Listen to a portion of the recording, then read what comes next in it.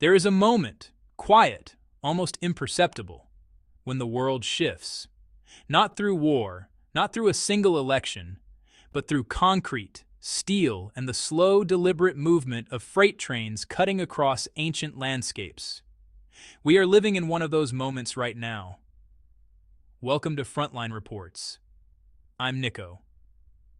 And today we're taking you on a journey, not just across continents, but across the most ambitious infrastructure program in recorded human history. A project so vast, so intricate, and so consequential that its full impact may not be felt for another generation. This is China's Belt and Road Initiative. To understand what China is building, you first have to understand what China is becoming. In the space of 4 decades, a country that was largely agrarian, largely isolated, and largely impoverished has transformed itself into the world's second-largest economy, and by some measurements, arguably the largest. China now trades more goods with more countries than the United States. It manufactures more steel than any other nation on Earth. And it has, in recent years, accumulated the kind of financial firepower that allows it to do something no country has ever done before: attempt to physically rewire the global economy from the ground up on its own terms. That rewiring has a name: the Belt and Road Initiative, or BRI. Announced in 2013 by President Xi Jinping, the initiative is, on the surface, a development and infrastructure program. But in reality, it is something far more profound. It is China's strategic blueprint for the 21st century. A declaration, written in asphalt and rail and fiber optic cable, that China is no longer content to sit at the edges of... The numbers alone are staggering. Over 140 countries have, in some form, signed on to the initiative. The projected investment across roads, railways, ports, pipelines, power plants, and digital networks ranges from $4 trillion to as much as $8 trillion US dollars. That is more than the combined GDP of Japan and Germany. It is, by any measure, the single largest infrastructure program in human history. And yet, as one senior economist who has studied the BRI closely puts it, we should be careful not to let the scale of the numbers blind us to perspective. By 2030, the world will need to invest somewhere in the range of $90 trillion in infrastructure. The vast majority of that in emerging markets and developing countries. China's contribution, however eye-popping it may seem in isolation, may represent only 2 to 5% of total global infrastructure investment over that period. It is very big, this economist notes, but we shouldn't overdo the magnitude of this in the context of global infrastructure investment. Still, 5% of global infrastructure investment, directed strategically, can move the world in ways that mere percentages don't capture. The conceptual roots of the Belt and Road Initiative go back centuries. The ancient Silk Road, that sprawling web of overland trade routes that once connected Han Dynasty China with the Roman Empire, was one of history's great economic catalysts. Spices, silk, porcelain, and ideas moved along its routes for over a millennium. The great cities that grew along its path, Samarkand, Kashgar, Tabriz, were, for their time, the New Yorks and Londons of the known world. By the mid-15th century, the Silk Road had fallen into disuse, outcompeted by faster and cheaper sea routes opened up by European maritime exploration. And with the decline of the Silk Road came the long twilight of Chinese global influence, a period the Chinese Communist Party has long referred to as the Century of Humiliation, a phrase that carries enormous weight in Beijing's political consciousness. What Xi Jinping is attempting to do with the Belt and Road Initiative is nothing less than reverse that decline. To restore China to what its leadership believes is its rightful place at the center of the world's economic and political order. As one analyst puts it, the BRI is about the story of the rise of China, the reality of the size of China's economy, the reality of the volume of China's trade. It is the story of China's openness to the world. In its most straightforward form, the BRI has 2 main components. The Belt refers to overland economic corridors, a network of roads, railways, and pipelines stretching westward from China through Central Asia into the Middle East and onward to Europe. The road, somewhat confusingly, refers not to land routes at all, but to a maritime Silk Road, a series of strategically positioned ports and shipping lanes connecting China to Southeast Asia, South Asia, East Africa, and the Mediterranean. Together, these two components form a physical network designed to reduce the cost, time, and friction of moving Chinese goods to global markets, and of bringing the world's resources and consumers into China's economic orbit. But as Nico discovered while exploring this story across multiple continents, the reality on the ground is far more complex, far more contested, and far more consequential than any map can convey.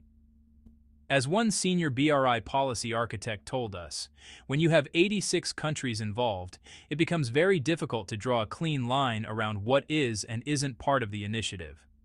Traditionally, we might think of the maritime routes as westward facing, but given the deepening ties between Asia and Latin America, and between Asia and Africa, those routes now extend eastward and southward as well. This is genuinely a global integration effort. It began, one expert explains, as a relatively narrow policy exercise, a way for China to find new export markets for its surplus industrial capacity, while simultaneously building goodwill in regions where it had historically had limited presence. It started out as a unilateral policy, he notes, a focus on infrastructure, a focus on relieving excess supply at home. But it has evolved significantly since then. What we've seen is a growing ecosystem emerge, not just state-owned Chinese firms, but private firms as well, all looking to participate. Not simply because of the Belt and Road itself, but because the business opportunities created by that infrastructure spending are beginning to expand. Today, the BRI is no longer a government program in the traditional sense. It has become an economic environment, a gravitational field that is drawing in companies, banks, logistics firms, technology platforms, and investors from around the world, all trying to position themselves advantageously as the initiative takes shape. Make no mistake about the political weight behind it. The Belt and Road Initiative has been formally enshrined in the Constitution of the Chinese Communist Party. It is, as one longtime China observer notes, central to Xi Jinping's strategy. Whatever else happens, rise or fall, the BRI will be remembered as one of the defining legacies of his rule.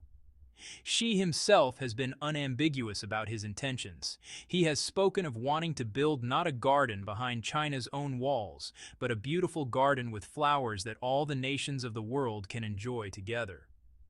Whether the world believes him is another matter entirely. There is a saying in infrastructure finance that is as old as the business itself. Money is easy to promise. It is extraordinarily hard to deliver, and even harder to get back.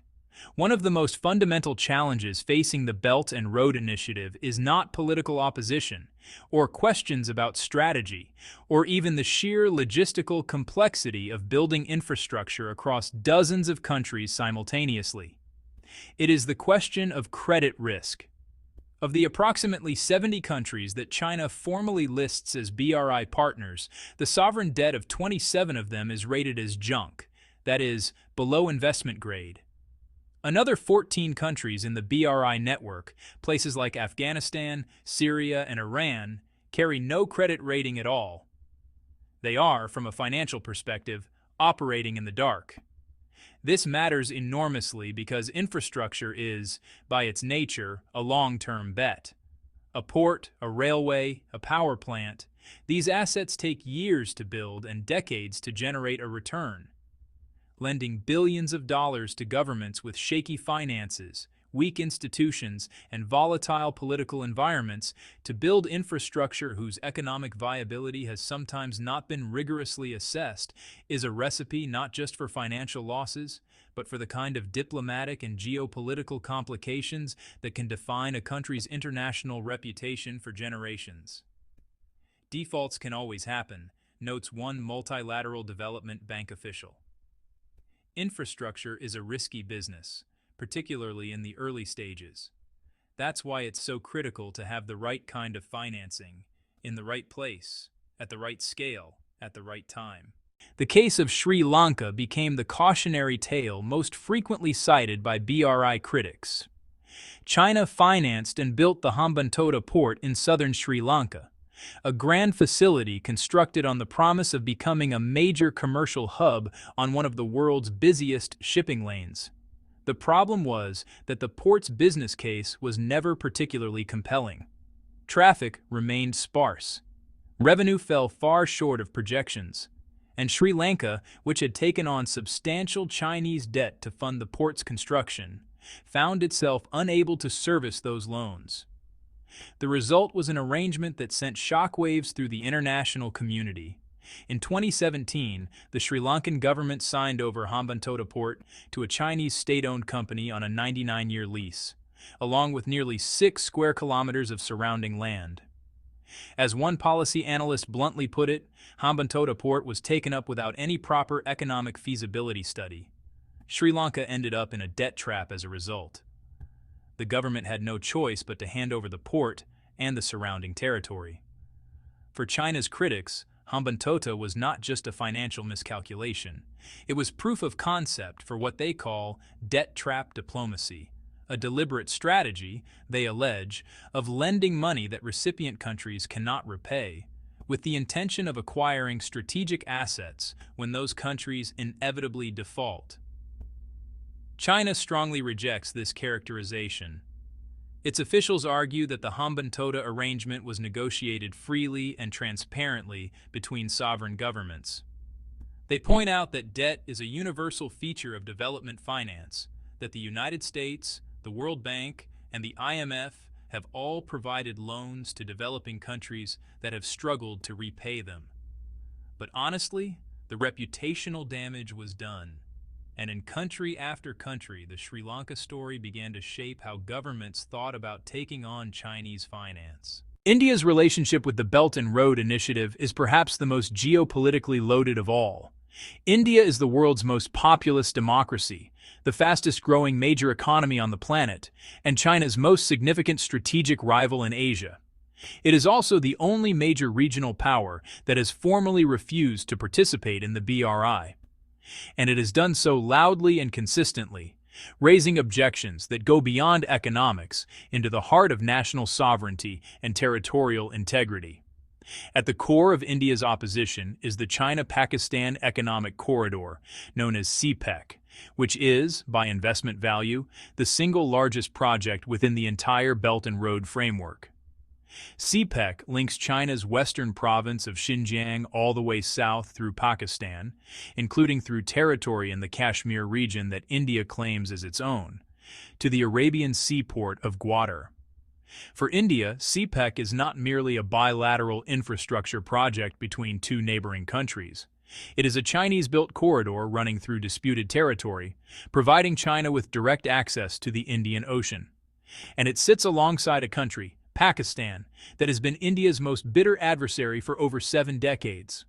When you talk about the Maritime Silk Road, one Indian security analyst notes, and the fact that China has come to acquire controlling stakes in some 75 ports across 35 countries, that is not being done purely with commercial objectives in mind. There is clearly a strategic dimension to this that we have to take seriously. India's military and foreign policy establishment has watched with growing unease as Chinese-financed infrastructure has appeared in Sri Lanka, Bangladesh, Nepal, Myanmar, and the Maldives, countries that sit within what India has traditionally considered its strategic neighborhood. If you are very close to China, notes one regional security expert, there is understandably more nervousness. The Belt and Road Initiative is not just about roads and railways. For India's neighbors, accepting Chinese infrastructure financing often comes with implicit expectations about political alignment. China's lending to Cambodia and Laos, for instance, has drawn scrutiny precisely because both countries have, at critical moments, backed China's positions within ASEAN, the Association of Southeast Asian Nations, on sensitive issues like territorial disputes in the South China Sea. ASEAN operates on the basis of consensus, one observer explains. If you can count on one or two member states to side with you, you can effectively prevent the entire organization from taking positions that you find inconvenient. China's infrastructure lending in the region is, at least in part, about building that kind of political capital. The financing architecture of the BRI has also raised persistent questions about transparency.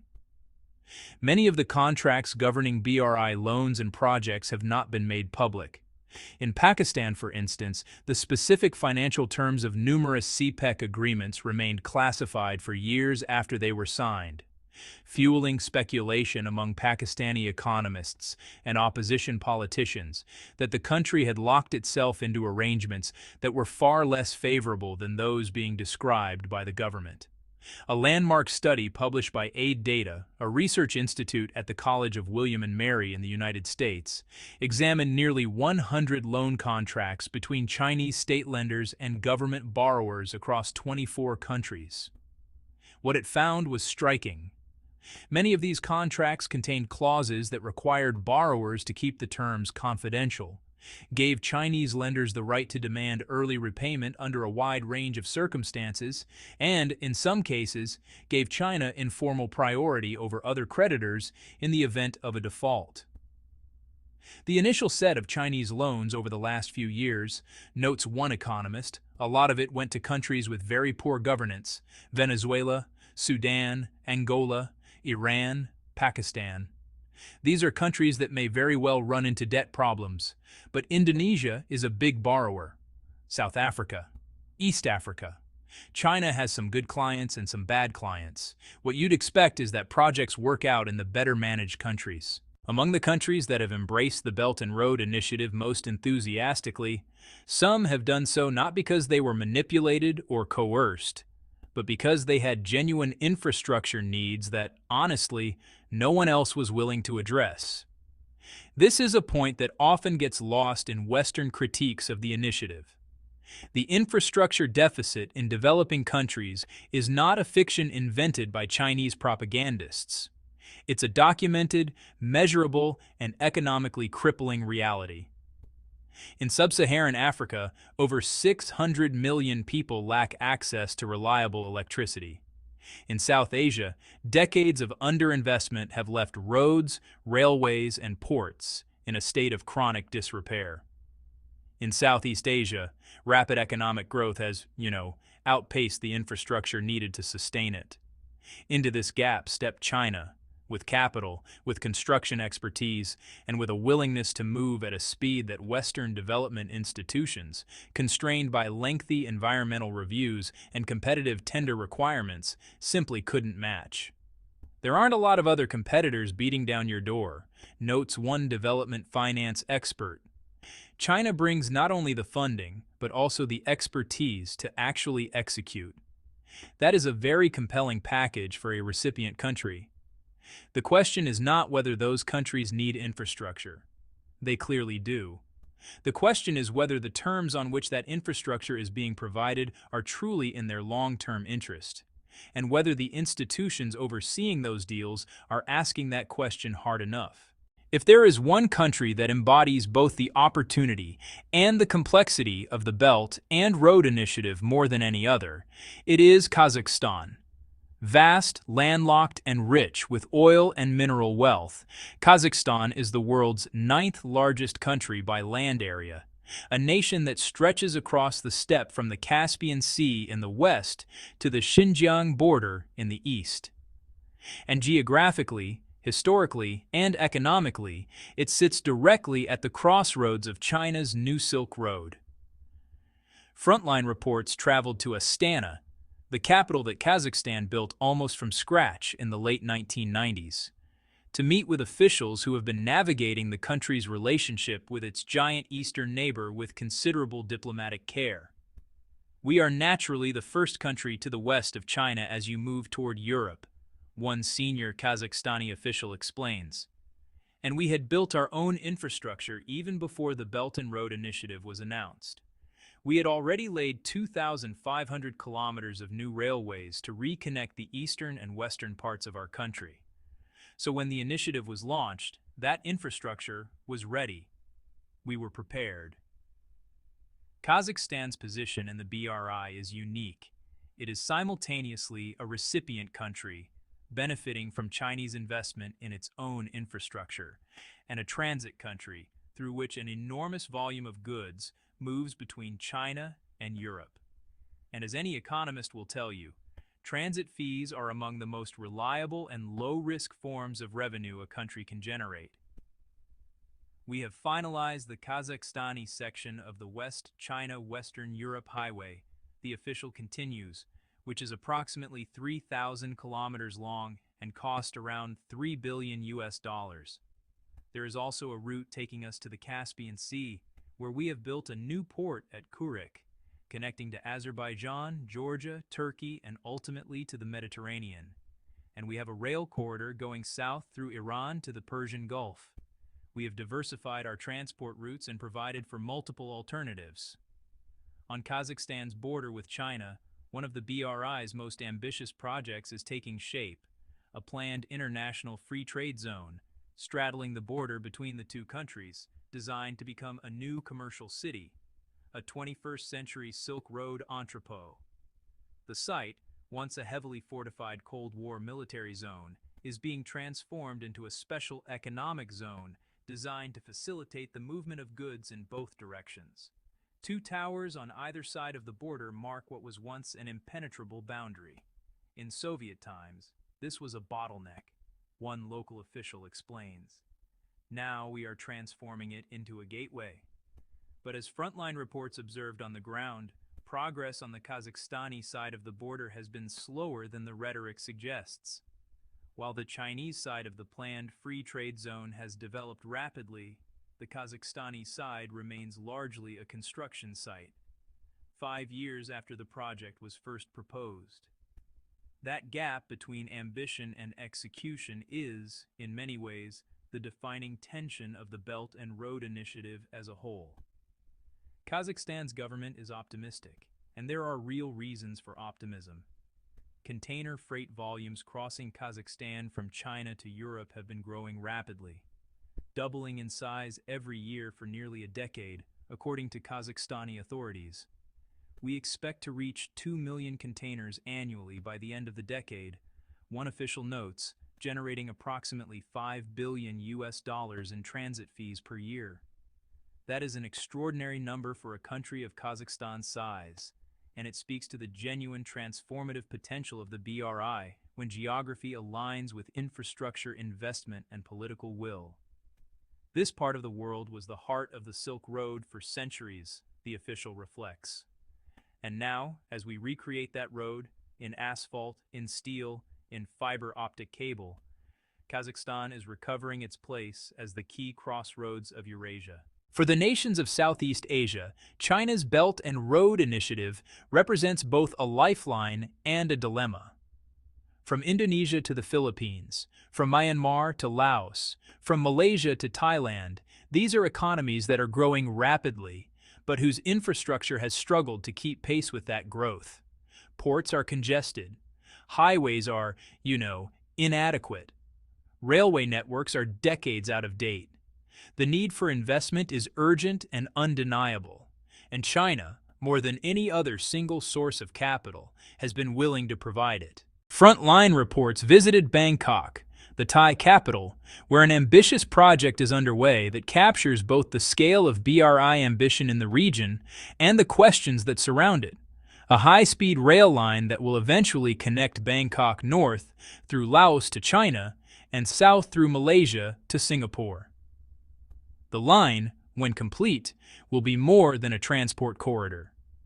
It will be a physical expression of China's desire to link its own southern provinces to the maritime economies of Southeast Asia, to create an unbroken land corridor from Kunming in Yunnan province all the way to the Strait of Malacca. The Eastern Economic Corridor, Thailand's special economic zone on its eastern coast, is designed to be a catalyst for connectivity, one Thai government official explains, not just within Thailand, but with neighboring countries. China is to our north. The EEC can naturally link up with the Belt and Road Initiative. You can practically see a corridor running from China southward through Thailand all the way to maritime Southeast Asia. But Thai officials are also candid about the limits of what they're prepared to accept. Every country has to look at its own interests, one senior official notes. Whatever loans a country takes on have to be affordable, not just for this generation, but for the generations that will follow. In Indonesia, Southeast Asia's largest economy, the BRI story is more complicated still.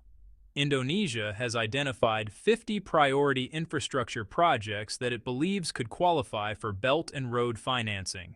But as of the time of Frontline Report's visit, the country had been able to actually utilize funding for only 9 of them. The biggest challenge is execution, admits one Indonesian economic official. Out of the 50 priority projects, we have only been able to utilize about 9. We are still very far to go. The obstacles are multiple and systemic: regulatory bottlenecks, licensing delays, land acquisition disputes, workforce shortages. These are not problems that Chinese capital alone can solve. They require institutional reform that, honestly, no amount of infrastructure investment can substitute for. Indonesia is in a reform process, the official explains. A lot of the infrastructure projects happening right now have issues. Regulatory issues, licensing issues, land acquisition issues. These are local problems we also have to solve in order to maximize the potential of the initiative.